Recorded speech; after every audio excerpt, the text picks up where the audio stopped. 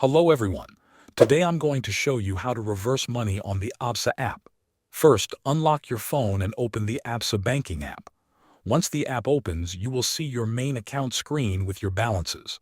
From this screen, go to the menu. You can find the menu icon at the bottom or top of the app depending on your version.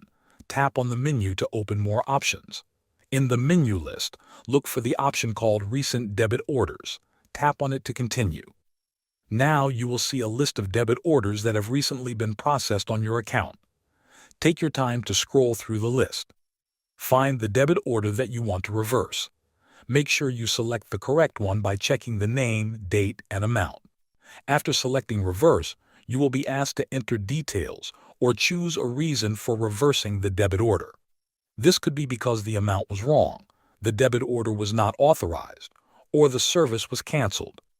Select the reason that best matches your situation and continue. After submitting the details, your request will be sent.